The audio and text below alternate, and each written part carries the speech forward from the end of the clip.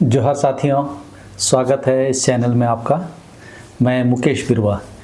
हंडिया कोई शराब नहीं है बल्कि एक पारंपरिक औषधीय और सामाजिक पेय है। इसमें विज्ञान, विश्वास और पारिस्थितिक संतुलन समाहित है जिसे आदिवासी समाज पीढ़ियों से संजोए हुए है। आधुनिक नीति और समाज को इसे नशे के दायरे में नहीं बल्कि सांस्कृतिक विरासत के रूप में देखना चाहिए।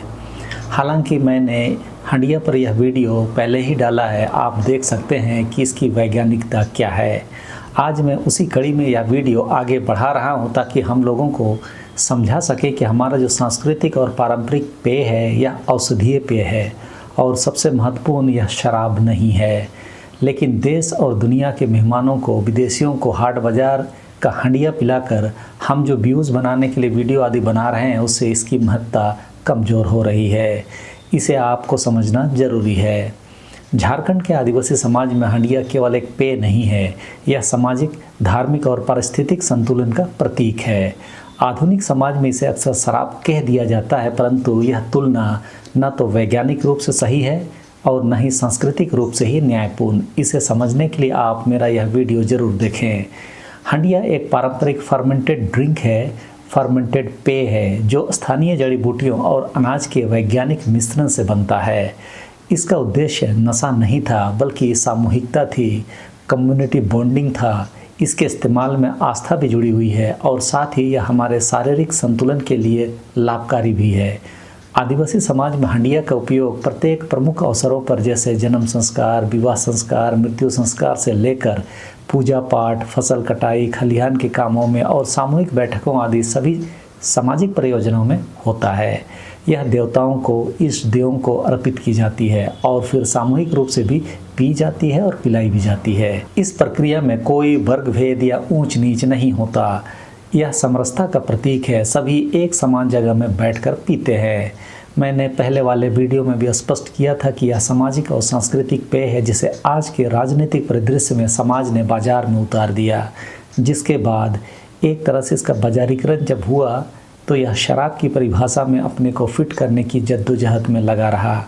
वास्तव में यह बाजार में बेचने की चीज़ नहीं है क्योंकि हमारी परंपरा और संस्कृति से जुड़ी हुई है। लेकिन सच्चाई भी यही है कि आज के समय में हंडिया उसी तरह बाज़ार में उपलब्ध है जैसे दारू उपलब्ध होता है। यही कारण है कि आज बोलने के लिए तो हम हंडिया अपनी परंपरा और संस्कृति से जोड़ते हैं, लेकिन अपने पैरों पर लड़खड़ाते आदिवासी जब सड़क पर गिरते पड़ते जाते हैं तब अनायास यह शब्द भी निकलता है कि ये लोग हंडिया पीकर ऐसे रहते हैं। अपने पारंपरिक चीज़ों का इस तरह से इस्तेमाल किसी भी समाज के लिए अच्छा तो नहीं है। यदि सामाजिक और सांस्कृतिक उपयोग को ही हमने बरकरार रखा होता तो इस पर किसी की उंगली नहीं उठ सकती थी। हंडिया बनाने के लिए जो रानू या बखर उपयोग होता है वह 40 से भी अधिक औषधीय पौधों से तैयार किया जाता है। जैसे उदाहरण के तौर पर कुटेज है, महुआ, लोद्र, कालमेघ, चिरौंजी, सतावरी, धतूरा आदि। इन पौधों में जीवाणुनाशक, पाचन में सहयोग और रोग प्रतिरोधक गुण पाए जाते हैं। वैज्ञानिक रूप से यह पौधे फर्मेंटेशन के दौरान ऐसे जैव रासायनिक तत्व उत्पन्न करते हैं जो हंडिया को सुरक्षित और शरीर के लिए अनुकूल बनाते हैं। अभी मैं आज रानू में इस्तेमाल किए जाने वाले औषधियों के बारे में एक रिसर्च रिपोर्ट के माध्यम से जानकारी देने जा रहा हूं ताकि आप इसे समझ सकें कि इसमें कितने औषधीय गुण हैं।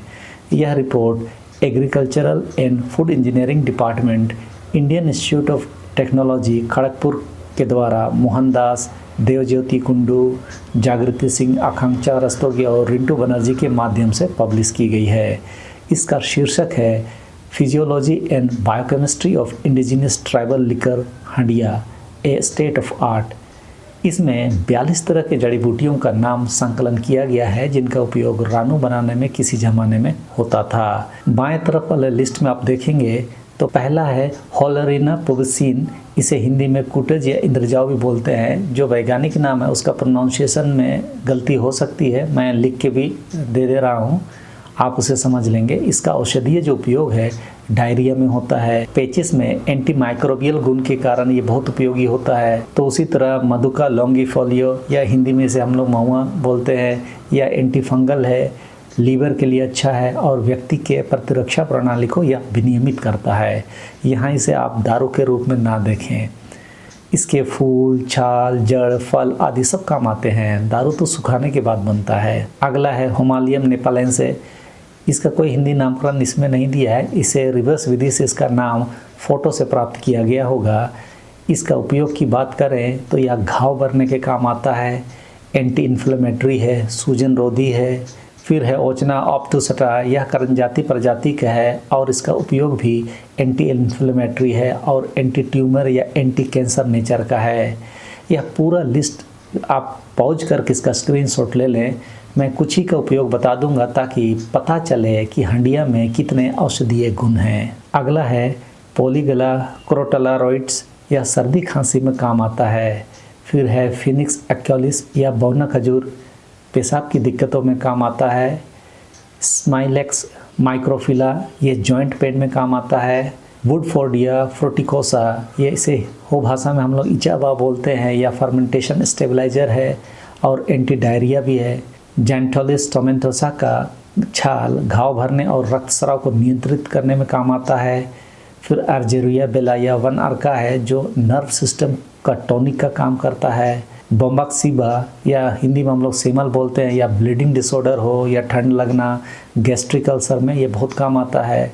चिरौंजी भी इस्तेमाल होता है और यह स्किन टोन, एंटीऑक्सीडेंट और पाचन क्रिया में सहायक होता है। बिदारी कंद जो है यह प्रजनन क्षमता बढ़ाने और शक्तिवर्धक टॉनिक का काम करता है। फिर है टाइलोफोरा रोटुंडिफोलिया, या एक तरह से जंगली पीपल बेल है, इसे अस्थमा में इस्तेमाल करते हैं। कुड़ुआ बेल, लोद्र, कालमेघ जैसे जड़ी बूटियाँ दर्द निवारक, महिलाओं की समस्याओं के लिए, लीवर के लिए, वायरल फीवर के लिए काफ़ी उपयोगी है। उसी तरह से तेंदू, जंगली तुरई, साज, पथरी बेल, जंगली लता, फन, सर्पगंधा, सतावरी, भारंगी, कोंडली, रतालू, हस्तिभेद, धाक, धतुरा, अनंतमूल, दूध लाठी जैसे 40-42 तरह के औषधीय पौधे और पेड़ों की जड़ें, तने की छाल, पत्ते, फूल आदि इस्तेमाल होते हैं, जो वायरस से लेकर बैक्टीरिया तक से हमें सुरक्षा देते हैं, जो किडनी के पत्थरों को भी ख़त्म करने, हड्डी मजबूत करने, जॉइंट पेन में राहत देने, किडनी की ओवर ऑयलिंग, बीपी को कंट्रोल रखने, एंजाइटी में सहायक होते हैं, इम्यूनिटी बूस्टअप में सहायक होते हैं, अस्थमा और सांस संबंधी रोग में सहायक होते हैं, डायबिटीज़ को ठीक करने सहित कई तरह के गुण इसमें मौजूद हैं। और उन सब जड़ियों से आदिवासी समाज का रानू तैयार होता है, जिसमें कार्बोहाइड्रेट को डिकम्पोज करने वाले एंजाइम भी प्राकृतिक रूप से मौजूद होते हैं। यह जो रानू में प्लांट मिक्सचर हम आदिवासी इस्तेमाल करते हैं वह सिर्फ स्टार्च को ही फर्मेंट नहीं करता, बल्कि यह औषधियों का फंक्शनल फर्मेंट आर्किटेक्चर है। इसीलिए वैज्ञानिक रूप से हंडिया को आधुनिक शराब से तुलना नहीं कर सकते। हंडिया और शराब दोनों में अल्कोहल शब्द सुनने में समान लगता है, परंतु निर्माण प्रक्रिया और प्रभाव पूरी तरह से अलग है। हंडिया में प्राकृतिक ईस्ट और लैक्टिक एसिड बैक्टीरिया द्वारा फर्मेंटेशन होता है और 2 से 4% अल्कोहल उत्पन्न होता है, जितना कि मानव शरीर में खुद से भी चावल खाने के बाद पैदा होता है।